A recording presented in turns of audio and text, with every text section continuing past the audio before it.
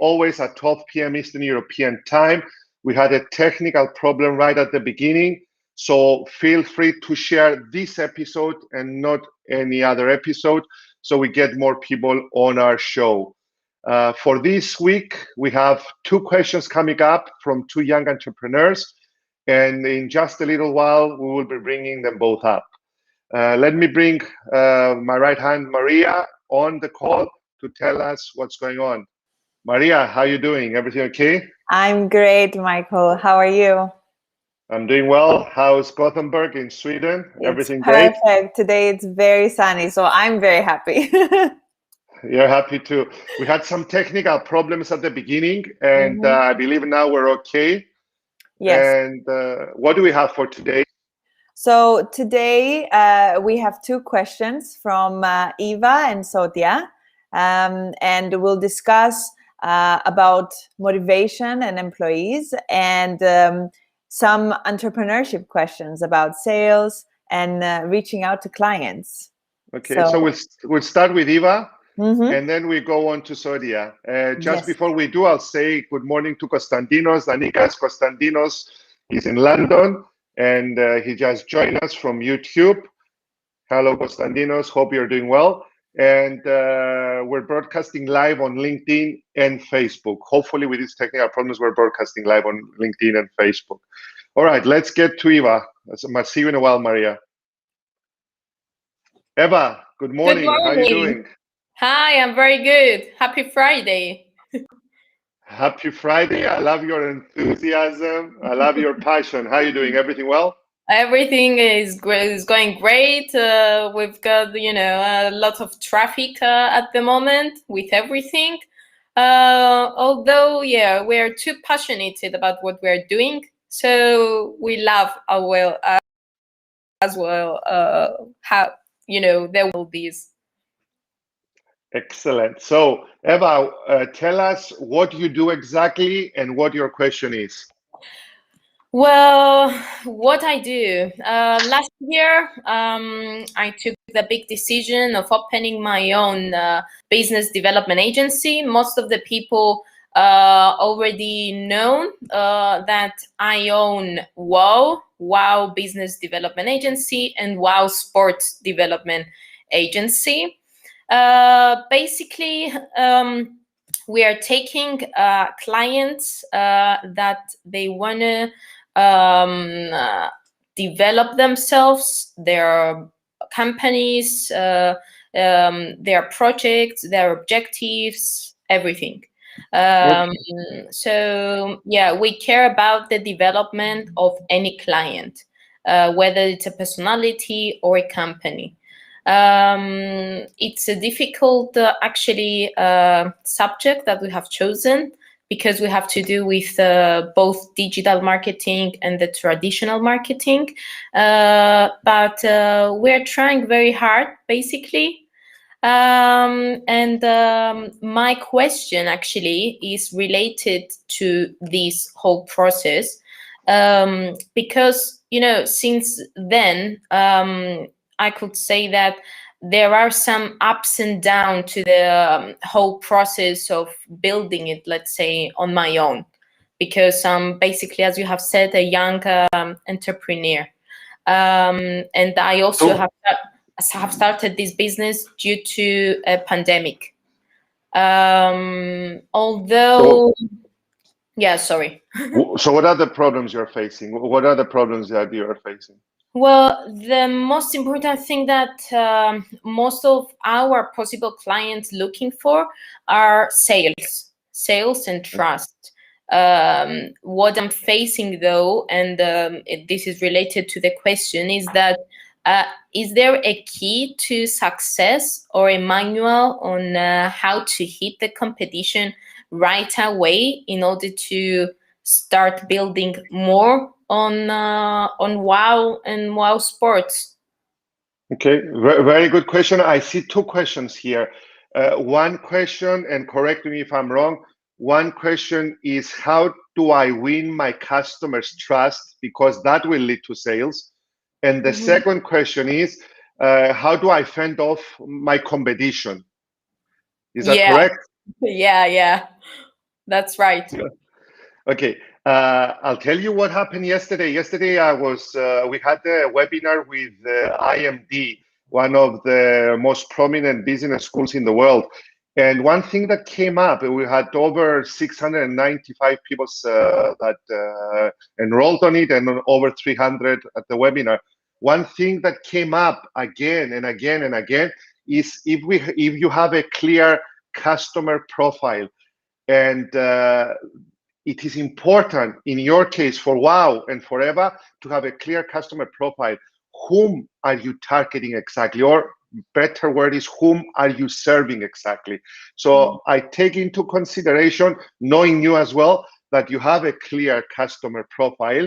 And if you don't, maybe this is something we should talk about either on this episode as a follow-up question or on another episode of the on-air mentoring. That's right. Secondly, trust is won not only by pitching great ideas, and sometimes novel ideas will be fended off by your customers. I can understand this, but trust is won also by being prompt. I said yesterday during the IMD that I reply back in the 777. In 7 seconds, if I'm not doing anything, I reply back immediately. If I'm doing something, I try to finish it, and I respond back in 7 minutes. Or if I am giving a workshop for 7 hours, I respond back within 7 hours. So being prompt in your replies, it also means that you are a reliable supplier of ideas. It also means that people can depend on you. And this is something you should also take into consideration. It's not only about what you're pitching or what you are preaching, but it's also about being prompt with your customers. Basically, it's about maintaining any client, any possible client. Excuse me, maintaining clients, and in also creating a map for yourself and your company in how your people respond back to your customers as well. This is also because people judge you even before you pitch an idea by the way you respond back to them and how prompt you are as well. Yeah, and that's sometimes right. This is a differentiating proposition from all your competitors. Okay. Yeah, that's right. Actually, thank you for the advice. This is something that basically with all this kind of workload, it is sometimes left behind into our minds. Yes. I think you just started a year ago, if I recall well, and faster shouldn't be the best word to describe how you want to reach success. Go slow, and whilst you're going slow, take less customers. If you're doing a great job, you will be able to charge a higher fee because these customers will talk to other customers. And my advice to you, having been in this industry for 20 years, is don't put your focus on your competition, because if you're focusing on your competition, you will forget your market. And if you're focusing on your product, you're not focusing on your market, which is very important because the market is always changing. Your focus should be on the market. And knowing you, I am sure that by focusing on your market, you will improve your products, and at the same time, you will fend off your competition. So that's my advice. Be prompt, be willing to win the trust. It's not about winning a proposal. It's about winning the trust of your customers. And you will do that also with your values, with your promptness. And then once you do that, your customers will trust you to do even more for them.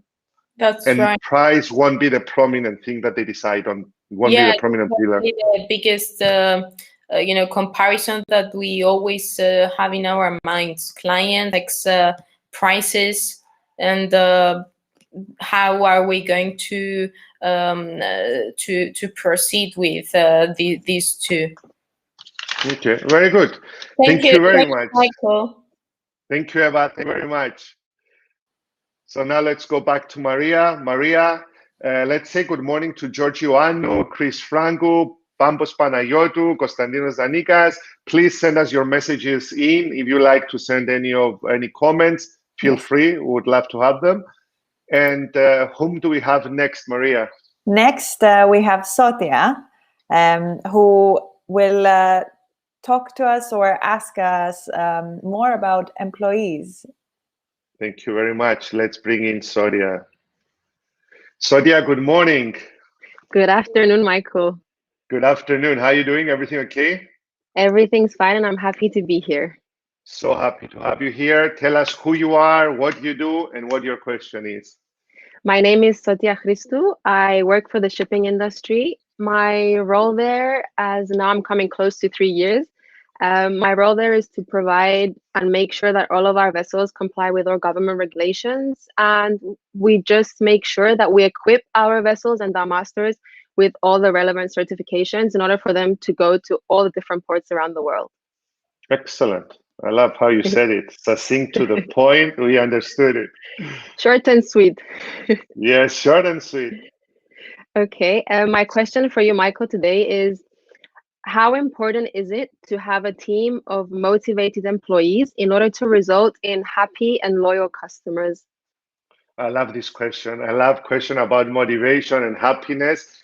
And I would say that this question can be answered very easily with very, and it's finished. Very important.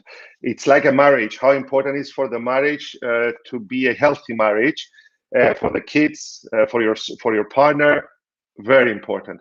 I think we should rephrase the question by saying, how do we get motivated employees on board? Using an expression from the shipping industry, and and this is. I'll give you one example, a very prominent example. First and foremost, each and every person has a different kind of motivation. Each and every person is motivated by different things. For example, for one person inside your company or any company that wants motivated employees, and they should have motivated employees because motivated employees lead to motivated customers. Happy employees lead to happy customers as well. And some people might be motivated by having a better remuneration, be it salary, be it a bonus, or be it a share scheme. Some others might be motivated by moving up along the hierarchy ladder. And some others might be motivated by having a flexible work schedule or working from home or a hybrid model. So the most important thing for leaders in this day and age is to ask the question. And I see a lot of managers who do not dare ask the question, are you motivated? Or how can you be motivated? How can you be more motivated? And go one-to-one with their employees. Because if Deloitte is correct, in the next 5 years, 75% of our workforce will be comprised of millennials and Generation Z. And this generation, unlike most generations, will probably not stay at the working environment for the next 30 to 40 years. They might be changing. So the best way to keep them, because they have lots of merits, because they know about technology, because they're savvy, because they can bring something into the workplace that our generation might not be, and I'm talking about my generation, not yours, might not be able to bring into the workplace. So we need to ask the question. And as a friend of mine, my previous colleague, Sophia, has told me, she told me about a person who went into her new job, and the first thing she did was to ask the team to meet on Zoom and discuss anything else other than business. And they were elated because up until that point, they were discussing only business. Yeah. So create these moments as a leader for your employees, create these moments as a leader for your colleagues. And if you dare do that, you will find a lot of things that can stimulate motivation. And if they are unmotivated, still, you just found the source of people's unhappiness. And probably as a leader, you can tap into it and turn it into happiness. I agree. I also think that companies forget to create that circle of trust with their employees and bring them together and ask them about their needs, about their wants. And if you bring a team together and you align them with your mission, your values as a company, then you're having a great brand ambassador, which is your team, and then you move into a loyal customer, which a good team and a loyal customer are both great brand ambassadors for a company. 100%. And I have a feeling you watched the Circle of Trust, the speech I gave in I Berlin. did. I have a feeling that you did that. So anything else you want to ask or any question coming up? No, I just wanted to say that it's very important for us to be authentic, because the more authentic we are, then the more customers we gain. And if it's not about gaining more customers, it's about having a returning customer. And I just wanted to say, as Maria said in Jumpstart Monday, where she said customers or people can distinguish between a fake smile and a real smile, it's the same with companies. If you're authentic, then your customers can see you as authentic and they'll come back to you. I agree, and we should also build teamwork as well. I'll give you an example. This was told to me by a friend, an Navy SEAL in Israel. He said, "You know how the selection is made? This person made it to the last 18 Yeah. or 20, how many they picked out of 2,000. You know, how do they pick? How do they take people out in order for the selected few to remain?" I said, "How?" He said, the first thing is they tell you to run up to a mountain and come back as fast as you can. So all 2,000 start running up to the mountain, and the first that come back, the ones that come first, they tell them, leave, we don't want you, you're out. And they stick with, at the first round, with the people who help someone who has fallen down.